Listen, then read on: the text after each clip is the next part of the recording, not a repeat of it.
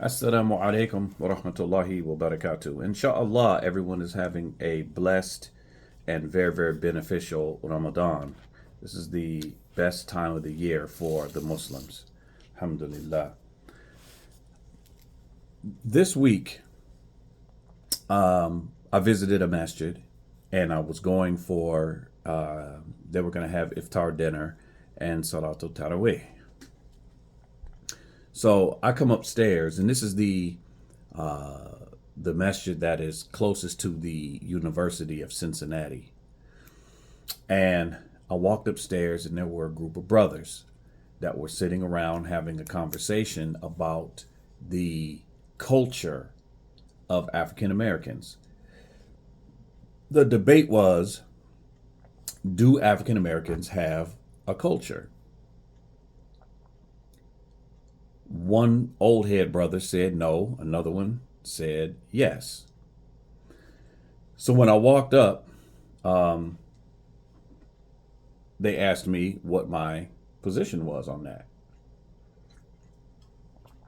And I said, this is a very complex and nuanced topic. It's not necessarily a simple topic. There's a lot of moving parts to it. There's a lot of history to it. There's a lot of psychological aspects to this, cultural aspect, agendas that make this topic what it is.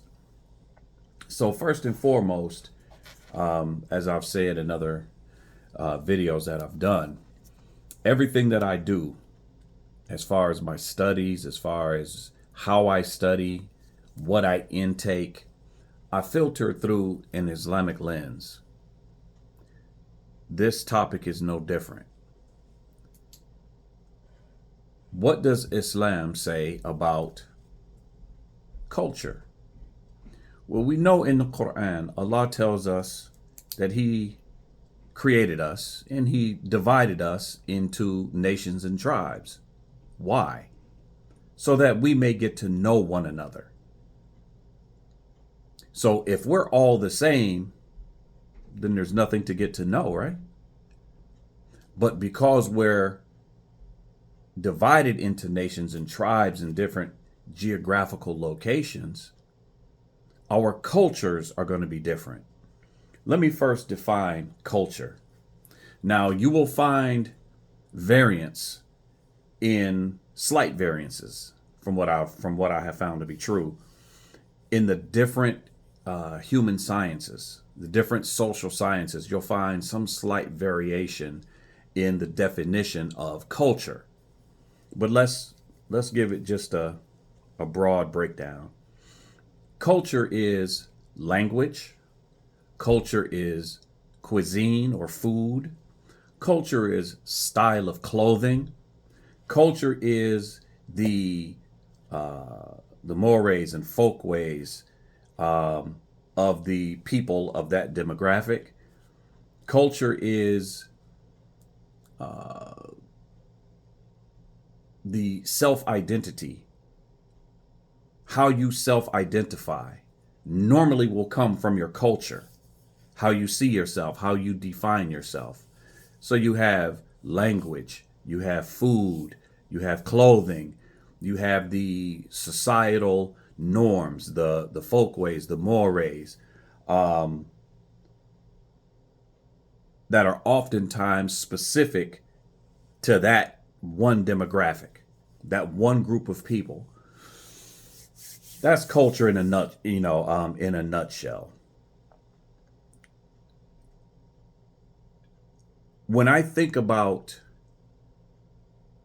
how Islam and culture sort of interact, I came up with this idea in my head that Islam is the base. It's the asl. It's the framework. It's the framework. Just like, think of it as a home, a house. When the builders or the constructors build a house, they start with what? A firm foundation. What's the firm foundation in Islam?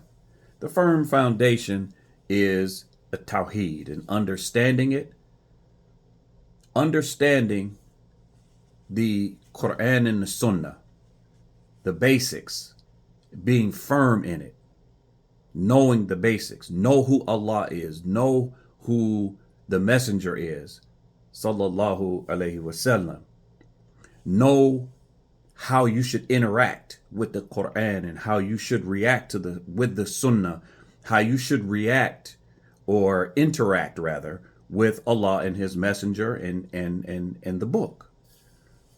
That's going to give you the framework. That's going to give you your guidelines. That's going to give you your parameters, right? That's that framework. Again, think of it in terms of a house. You're building a house. You have the foundation. The foundation is everything that I just mentioned. The Quran, the Sunnah, Tawheed, understanding it properly, understanding who Allah is, understanding who the messenger is, sallallahu alaihi wasallam, understanding what your responsibilities are and doing your best to fulfill these responsibilities. This is your foundation. This is your framework. Again, liken it to a house. You have the framework or the foundation.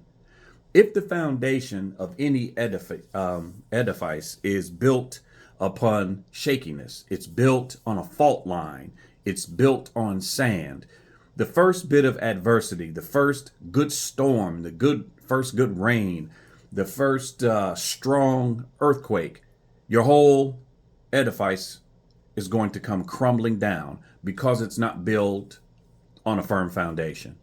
So it's important that you build a firm foundation, and that firm foundation is everything that I just mentioned. From that, you want to, once you've built the framework and you have the frame and you have the paneling in and the insulation for your house and all of that, the insulation is going to be your increasing in knowledge, learning more, not just the basics. Now you're striving to learn more. So now you want to furnish your home. You're not going to buy furniture that's too big to fit within the framework, right? Likewise, in aspects of culture, the culture fits into Islam, not the other way around. Your couch, your house doesn't fit into your couch. Your couch fits into your house, right? It has to fit. So when you look at issues of culture, whatever aspects of culture you choose to practice, you choose to adopt, must fit within the parameters of Islam. It has to be halal. It can't be outside of the perimeters of Islam. If you are Muslim, I don't care if you're Hispanic, from some African nation, Middle East, China, wherever you're from, and there are cultural aspects that are organic and with those people, but that specific aspect of the culture is outside of Islam, you can't practice it. If you're, if they eat pork, if they, drink alcohol as, as some type of ritual or, whatever the case may be, whatever is outside of Islam is rejected. It's not accepted. You cannot practice it. The culture must fit inside the framework, and the framework is Islam. Now, back to African Americans. And not only African Americans, but African American Muslims as well. Because what I'm going to get into a little bit here, and I don't want to be too long in with this, but the African American Muslim comes from where? The African American Muslim comes from the African American community. So many of the issues that we have as general and average African Americans, many of the pathologies or the ignorance or, in some cases, the strength bleeds into the African American Muslim reality. We bring it with us. We bring who we are into Islam and into the Ummah of Muhammad.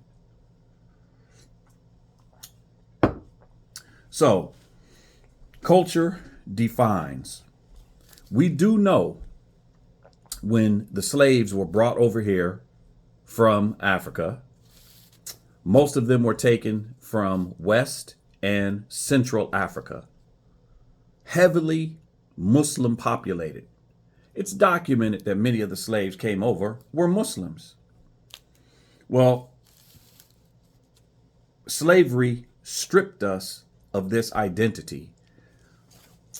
Slavery, chattel slavery, it ripped from us our identity, our culture, our religion. We lost it. A lot of it is we're disconnected from. Because of that, we have gone through various nomenclatures. Various. First, we were the N word. When they brought us from Africa, we were the N word. From the N word, we were colored. From colored, we were Negro. From Negro, we were black. From black, we became, I want to say Afro-American, or maybe Afro-American came before. I'm not sure where in the lineage of labels did it fall. And then you have African-American. Even today, now you have ADOS. What is ADOS? American Descendants of Slaves. And there's another one that starts with an F. I can't remember what the acronyms are right now.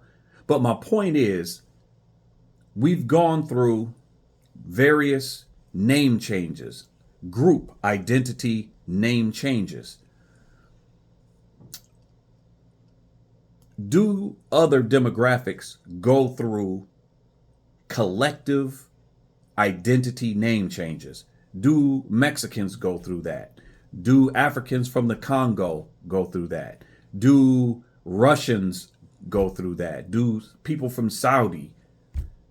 Do people from China, from Japan, from wherever?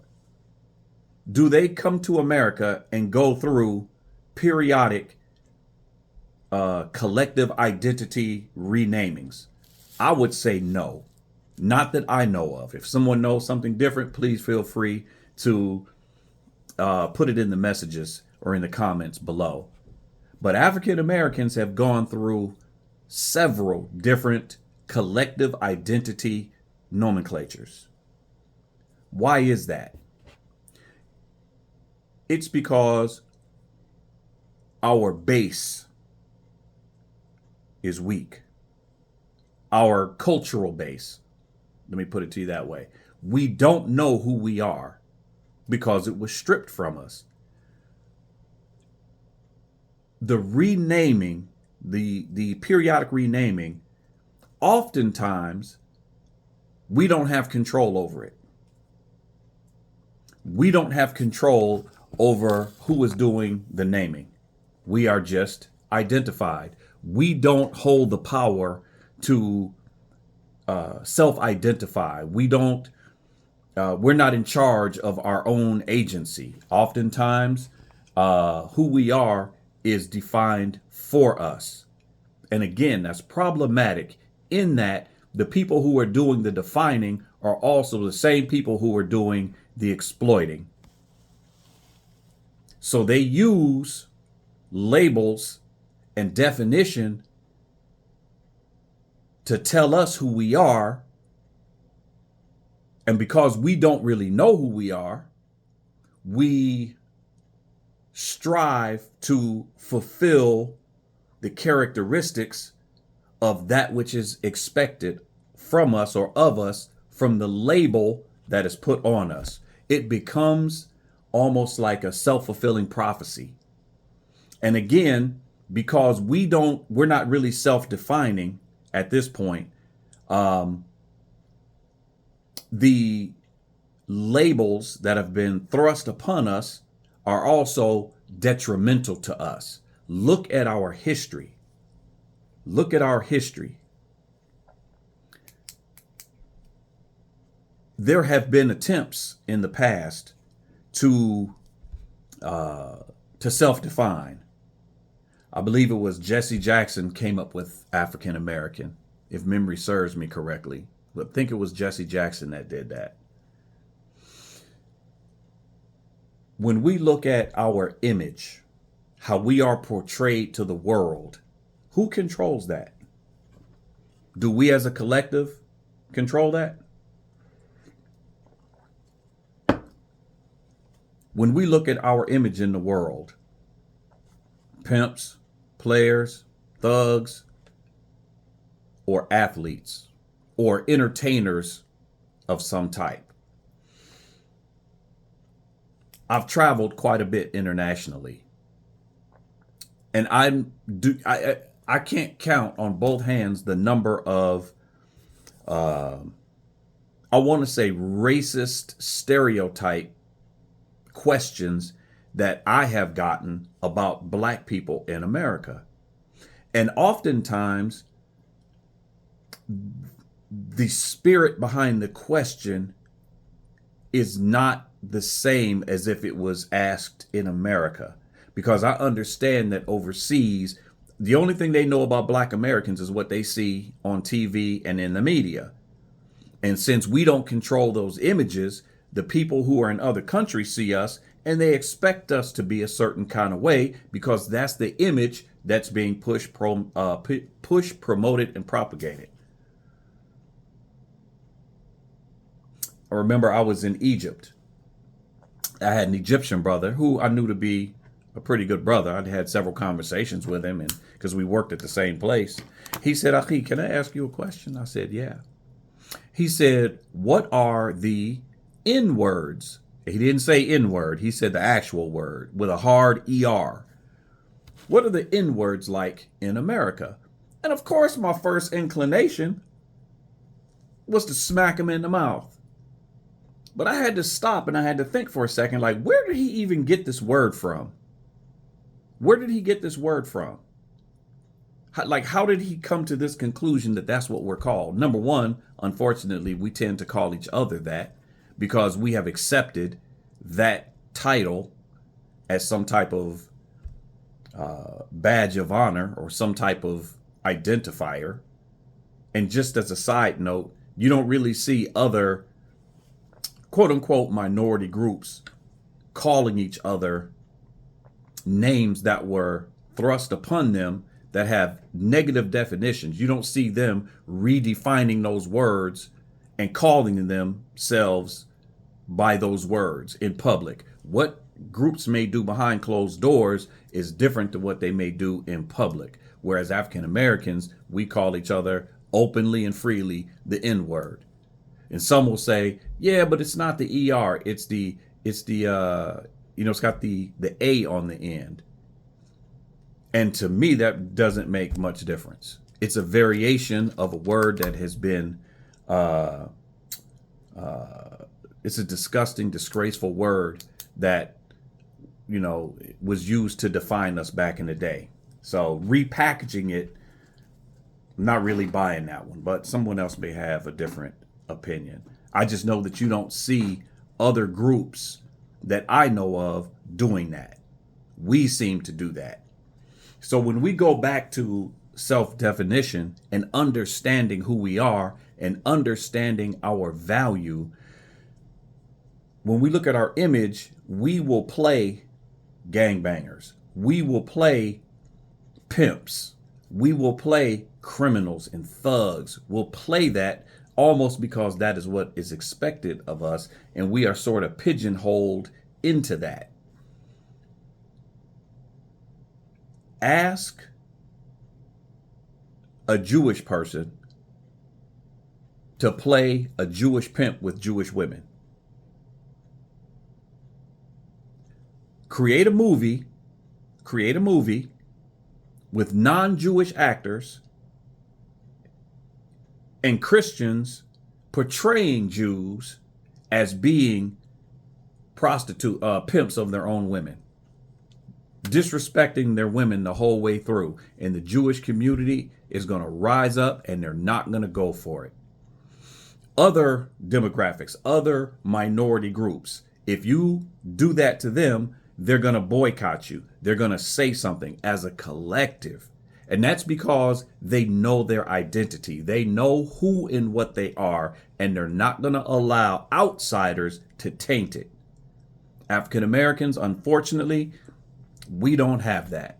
And that's because we lack self-control or self-identity. We lack self-definition.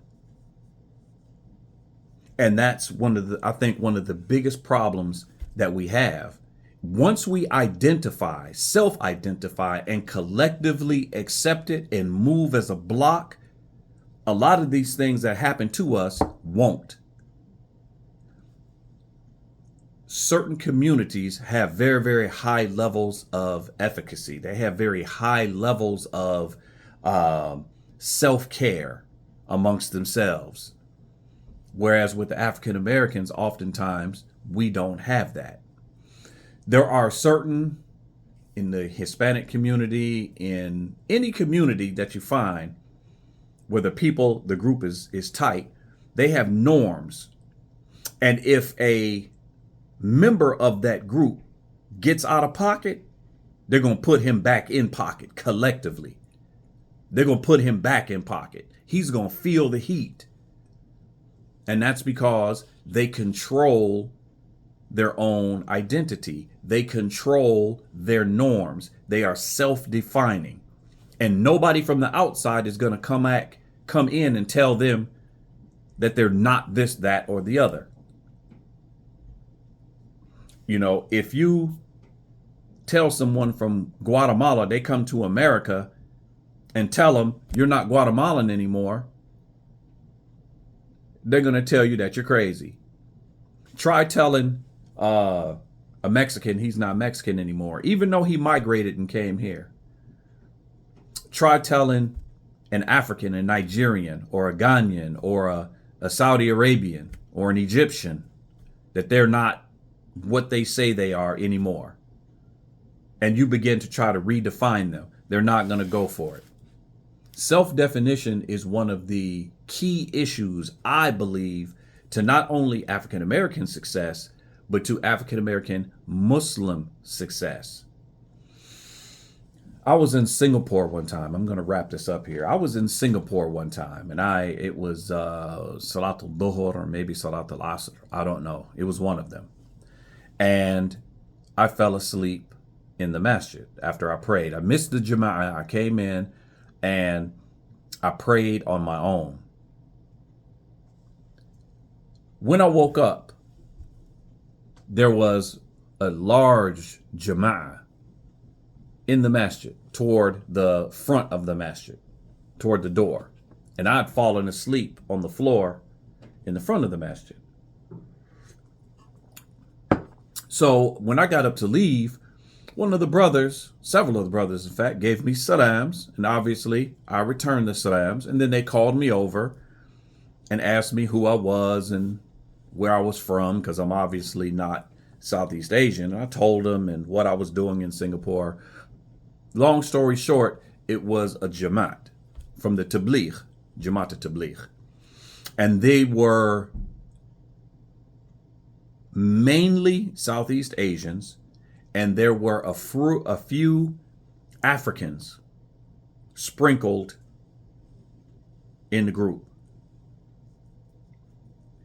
None of the Africans were dressed like Southeast Asians.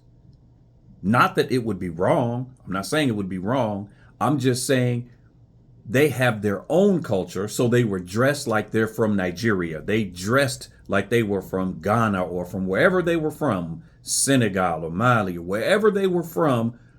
It was obviously that they were dressing in their cultural wear.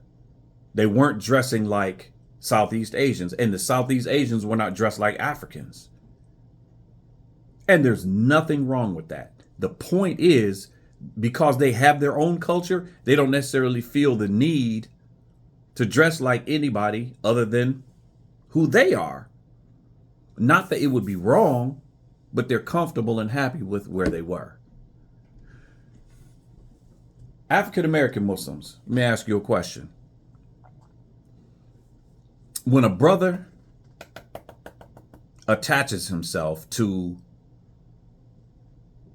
Islamic teachings from a specific or from a certain geographic location, what does that African American slowly but surely begin to turn into? If you catch an African American that rolls with the tabligh here in America, oftentimes they dress like they're from Pakistan or India or whatever. They start wearing the clothes of the group that they have attached themselves to. A brother goes to Saudi Arabia, studies in Medina University or al Qura. Oftentimes will begin to dress like he's from where? From wherever he's learning Islam from, be it Saudi Arabia or Egypt or wherever. And that happens because we attach ourselves to things, not having our own culture, our own style of dress that identifies us, that's globally known, and we attach ourselves to other countries, other groups, and then we sort of become acclimated and sort of, I can't think of the word, it's a sociological term, but we begin to emulate and imitate the group that we have now attached ourselves to. I remember when I was in Egypt, and the whole thing happened with Damaj, there were quite a few of the Yemeni students who fled Yemen, and they were in Cairo. You could pick the Yemeni students out a mile away by the way they dressed. The Yemeni Talab al-Ilm, they have a very unique style of dress. And my point is that they would imitate where they had just, been studying. And I'm not saying there's anything wrong with that. I'm just saying that with African Americans, because we don't have that attachment, that connection to a land base that extends past the shores of America, we tend to sort of imitate and emulate whoever we attach ourselves to. I don't believe that helps our respect level with the other groups. Sometimes I think they'll see us and I think they know these people really don't have an identity. Maybe it's just me. I don't know. But I think that identity is one of the key components that we as African Americans and African American Muslims lack. We have to find a way to self-define. We have to find a way to control our own agency, to determine what's normal for us within our culture and within the framework and parameters of Islam. I think that we would be happier as a collective. I think we would be more successful as a collective. I think we would make more progress as a collective. And those who exploit us because we don't have an identity that we define, that we control, those people who exploit us and make money off of us in media, in movies, on television, they would lose out on all that revenue. Anytime something emerges from blackness in America and it's positive, they take it. They find a way to get into it, be it through claiming admiration to the art form or to the whatever it happens to be. Once they get on the inside, they find ways to overtake it. They find ways to change it from what it originally was into what they want it to be. They capitalize and make money on it. And somehow we always get the short end of the stick and continuously let outsiders in our inner circles. We don't keep our inner circles, I don't want to say pure, but we don't keep our inner circles tight. The first hint of love, or the first hint of admiration, or the first compliment, we open up. That's the kind of people we are. We're open arms. We let people in. And then once they come in, then we lose what we originally had. We lose control of it. And I think that's a big part of the problem. Again, goes back to that lack of identity. It's harder to do that if you are self-defining, and it's solidified, it's accepted, it's known, it's understood. Anywhere you go and you see somebody from your people, you know what it is and they know what it is.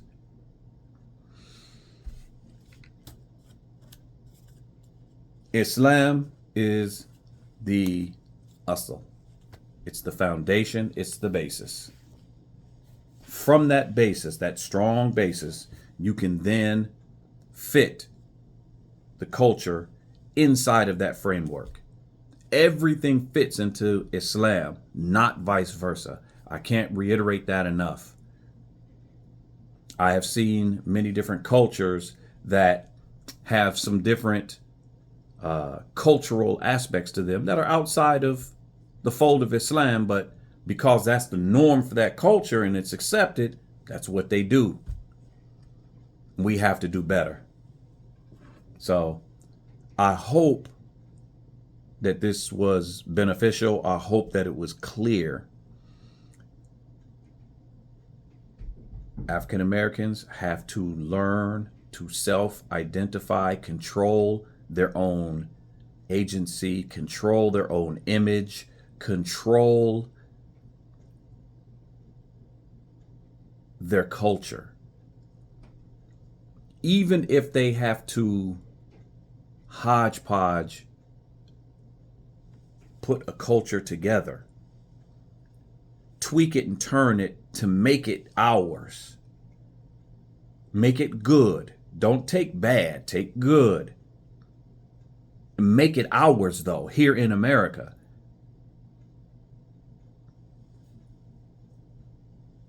When we talk about, and this is the last thing, when we talk about African American culture, culture oftentimes is connected to nationality. We are ethnically American. We are, by nationality, American. But when you have a group, you can also have, from that group, subgroups. And those subgroups can have different cultural aspects. We are Americans. We speak English. We wear American style clothing. We eat American style food oftentimes. People go to McDonald's, they go to Burger King, they go to Pizza Hut, they go to, wherever they go eat. But then when they get together as a collective, as a family at a reunion, they might eat greens, baked mac and cheese, catfish, pinto beans, and all the other things that we like to eat. That's that subgroup expression. So you can be within two cultures at one time as well. But I'll save that for another time. Anyway, hopefully that's clear. If you have any questions, please feel free to ask them in the comment section.